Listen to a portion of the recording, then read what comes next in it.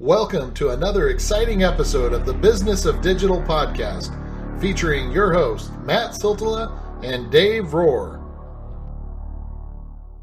Hey guys, excited to have you join us on another one of these exciting podcast episodes. We got Dave over there. How's it going, Dave? Dave is here. All right. So, present and accounted for. Yeah, thank you. Gotcha. Well, let's just jump into it. So today, I don't know if this came from a tweet that you saw or an article that you read, but the title that we're going with right now, guys, is Ways to Test and Improve Your Organic CTR. And so maybe Dave just kind of set us up and what made you think of this one, and we'll go from there. Well, it's come from a test I did with a client last November, December. And then I'm working with a client right now where we just did something in recent weeks, and we're already seeing bumps and jumps in traffic and impressions and clicks and rankings. But it's working on improving your CTR from Google and Bing. And, you know, you'll see tons of doomsday predictions, and yes, we are seeing less clicks from organic traffic and even less organic opportunities. Yeah. At least from a typical blue link. You know, you can have images and videos, and we can argue that separately. Yeah. But we're just talking about, you know, your normal page, trying to get traffic from, you know, that number 2 or number 1 or number 8 listing on Google and Bing. How do I get more people to click, even if I'm a little bit further down? Or number 1 even, how do I keep getting that high amount of traffic? And it came from that, but then I also saw Aleda did something recently. Cyrus over at Moz just posted something. And then there's been some other stuff where SEJ tested 3.9 million emails. Wow. Just a few, over a month or two, I think it was. And they tested putting emojis in their emails. Yeah, that one was the interesting one, and we were chatting about this a little bit ago, but Matt loves. Matt loves emojis. No, I haven't read that. Well, I do when we're chatting back and forth, but not in an email subject line. But it's like I was telling you, when I see any kind of emoji or anything like that in an email, I automatically delete it. And I didn't read that case study, so you'll have to let me know if it kind of coincides with their findings. But anytime I get anything like that, I usually just delete it, because in my mind I'm like, spam, I don't care about your stupid emoji, get it out of my email inbox. And it basically their data showed, and their data was for, you know, SEJ, so it's targeting professionals, if you want to call us that do SEO, social media, PPC, content marketing, so and so. What's that? Somewhat professional for the most part. Professionals. But it actually showed, you know, based on their data and their A/B testing, what they could, the emoji open rate was lower for the month or two that they did the testing. And it would be interesting to, and that makes sense, like with what I just told you, but it also, you know, it makes me think about other things like, you know, back in the day when I used to sell a lot of stuff on Craigslist, now it's just easier to sell it through, you know, a group on Facebook or something, Marketplace or whatever. But I look back at, you know, some of the things I used to do. You know, I used to put a bunch of like asterisks and then like big words and then like just something to get your ad, get your attention. Yeah, exactly. Draw your eyes to it. You know, probably against the terms of service, but like I used to do stuff like that, and it would draw people's eyes to your ad, and it would get a lot of people clicking on it, and it was successful. And so I wonder if there's a difference between using an emoji in like a situation like that where it's in a headline versus an email subject line. Well, and they even pointed out that, you know, if you're a serious business, you know, like a lawyer, or, you know, you're targeting professionals, you know, maybe another B2B, putting emojis probably makes you look not professional. Yeah. So same thing, putting emojis or other not traditional things, you know, all caps or all lowercase or something in your page title and your meta description, when you're trying to increase your CTR, yes, you'll stand out, but are you going to take a hit from, you know, not looking professional? unless it's Pizza Hut or Domino's or someplace, Well, I think throwing it a goes to your Pizza Hut brand, and emoji. then it's part of your brand. Yeah. Does it make sense? Yeah. Yeah, that's interesting. Which I think is a good segue into the data or the testing that Cyrus did with Moz, where they decided to test in their SEO or their title tags, including your brand, boilerplate, category, and they kind of went down the list for their whiteboard and a couple other things. Do they take out the category name? Do they take out the brand name? Do they leave it in? When do they leave it in? What's the boilerplate look like? When do they try it? When do they take it out? Does it improve rankings? Does it hurt rankings? Does it improve CTR? Does it hurt CTR? And these are all things that you can easily test and should be testing. Well, that's what I was going to say. When should be testing, because one of the articles that was pulled up, and before I even looked at it, I was going to tell you, just in my workings and what I've done over the years, the thing that has improved the most for me is when I'm working those title tags, honestly. And so I looked at the, I can't remember which, or I think it was the SEO Clarity one, but one of their biggest tips was crafting compelling title tags and meta descriptions. And for me, forever, like if I want to improve something, or if I have a page that I think is doing well or that could do better, or versus a page that's not, that's one of the first things I'll go and do. And I'll go and work in, again, like I'll have my focused keyword that I want, the point of that page and what I want to rank, but then, I'll craft that title tag around it to get people, to do what I want them to do, to click on it. And so, like, that's one of the things that I'll do. And I noticed in that article, like, it was one of the first, things that they suggest. So that was spot on, because that's something that I've been doing for a long time now. Yeah, I mean, the very first thing whenever I start to write title tags and meta descriptions, it's the same when I start writing ad copy for paid. What are other people doing? One, you assume it might be working. You can also assume that they're testing something. So, especially for paid, but for an SEO, it's like, okay, what are they doing? What were we going to do? What makes sense for the brand? And how can we look similar, but also stand out just a little bit? Yeah. Like if everyone has, and I have the SEO Clarity example open. If everyone talks about balloons, bargain balloons, special balloons, and then one just lists off like, just keyword stuffs. Well, keyword stuffing, yeah, sure, they're ranking well, but yeah, that's not going to get me to click on it. Yeah. Yeah, it's not going to get you to click on it. So, one other one has like something about sale, some has special. What can we do in between those that makes sense? Can we say largest selection? Do we have, the fastest shipping? What is our, unique thing about our company or our product or service or business that we can use to help one sell, but also help encourage that click? And I got to tell you, the users, so to speak, are starting to get a lot more savvy. For example, I'll pay attention a lot of times to stuff like my wife says, and she'll be looking for something, and she'll make a snidey comment about, oh, this is just a excuse me, this is just a keyword filled title tag here.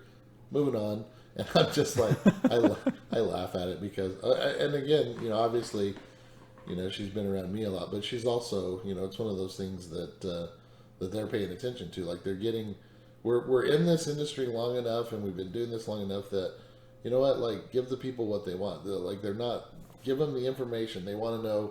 Like I love this example that you were talking about with the balloons, because, I can see right here from the title, I got 50% off, and it's 4 balloons, and I'm looking for a sell, and I can even look at it in the meta description and see what it's doing, discount prices, and it's going to make me want to click on it versus something that's just giving me none of that information and lots of keywords, period. Yeah. And the meta description for those in that example as well is the same. It's like one clearly is just keyword stuffed gibberish. The other one, they must not mention balloon anywhere because it looks like it's just scraping everything from the site. Yeah. And then that one is somewhat weirdly crafted with the percentage and stuff. But yeah, like you should be testing not just your page title, but also your meta description. Well, one of the first things that I do too is and I'm glad that you mentioned this earlier because I'm always going and seeing, like, I'll type in a specific phrase that I want to try to rank for, or if whoever I'm working with is like, hey, can we do, like, just the other day I had someone one of my good buddies was like, hey, we're offering air purification systems. Obviously, it's something that's a big deal on the East Coast now, since we're all, or West Coast, because we're all burning up and fires everywhere, and so people are like worried about their air quality, and so like we started looking at those kind of phrases and what it would take to rank and get them to come up. And one of the first things I do, Dave, is I pay attention to what my competitors are doing, which ones are coming up. First of all, paying attention to what they've done SEO wise to be able to get there, but then also looking at those simply for the which one of these would I click on if I were looking to do this, and going about it that way. So, Yep. Trying to think of a product.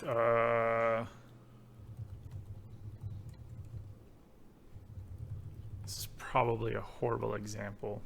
no horrible examples. Yeah, I know. I was trying to think. There's no. What's something that would have an ad that's an alternative? I don't know. Alternative to Nike? yeah. Nike shoes alternative? I don't know. I'm just thinking of random. Oh yeah, like Because I'm just thinking. I've seen some ads on brands, or I don't like see if it. you don't want to pay the Columbia price, what's a Columbia boot alternative or something? Columbia. Hey, I wore Columbia in Norway and they kept my feet warm, so I may have a pair. Yeah, it's all best winter boots. I think it's got to be like a SaaS solution, or oh, you know what, like Canva. there you go. Yeah, so there it is. Same type of thing where people are using the page title to clearly call out Canva alternative. 10 of the best Canva alternatives. Meet Snappa, easy alternative to Canva. So first they lead with their name versus not. AppSumo has gone the way of creating a list. Where's another actual product? Most of them are all lists. So kudos to Snappa for getting on there. Everyone else is a list. Here's someone, AppSumo is doing an ad for a competitor that they have a deal for, where it says, they actually don't mention that it's an alternative, which is interesting with the keyword. But then Google lists out a bunch of tools. Yeah. But it's the same thing. It's like everyone's got that numbers. So, this is another thing. If everyone's listing out numbers and you don't have a larger number, people are going to go, oh, well, you only have 5, but they have 30 and they have 40. So if you only have 5, you need to make sure that you're explaining why, 5 of the best alternatives. Yeah. We won't waste your time, Well, that even gets me thinking about like a lot of the service industry brands and whatnot that I work with. I've seen things that I've done that have helped their CTR on this kind of stuff by putting in simple things as, like, for example, we're here in Arizona, it's hot, AC services, things like that. We've talked about it a lot, but a lot of times,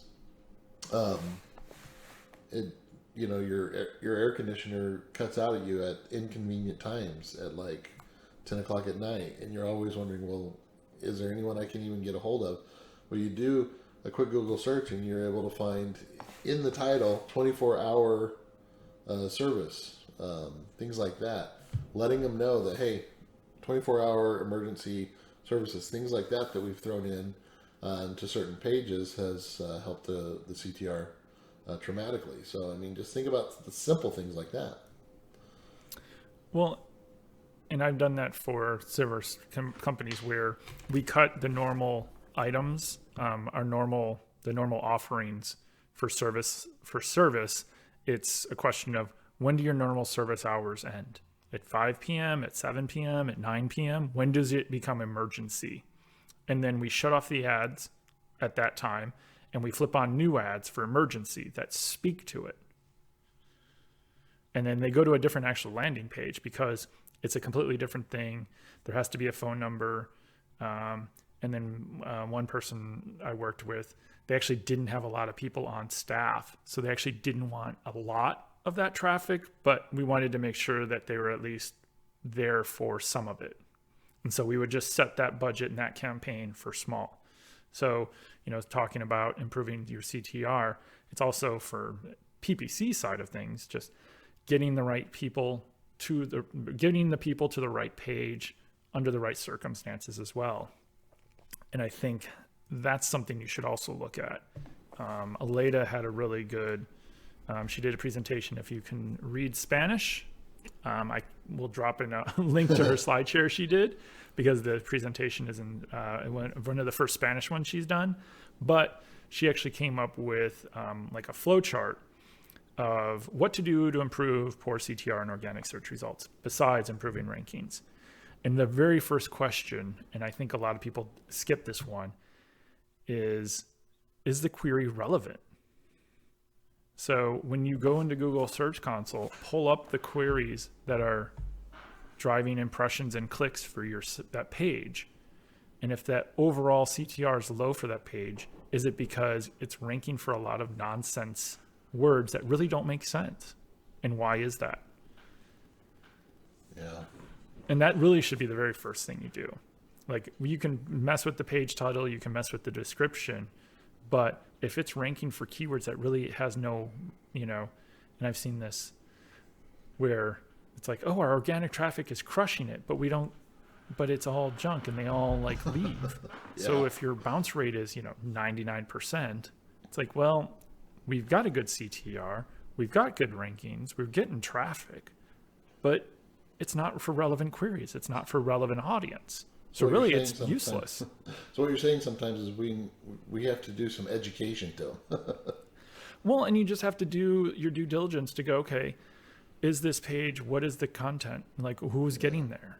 And we have that problem for one page for a client where we get a ton of traffic to it, but it's all not the buyers, it's the users.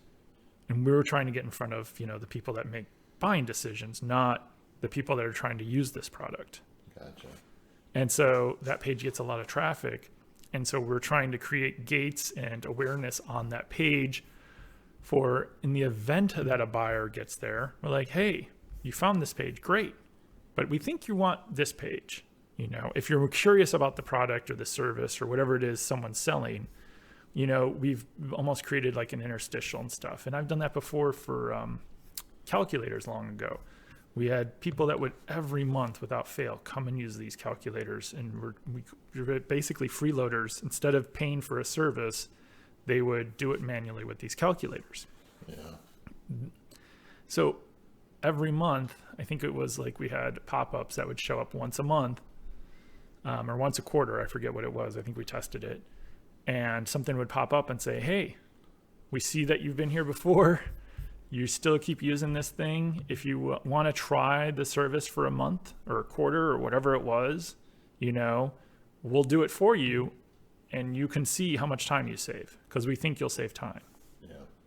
Yeah. And that was our offer, was like, hey, you keep coming to use this thing, you're doing it manually, we could do this for you and do it right. Yeah. You pick. And then they'd close it, go use the free tool.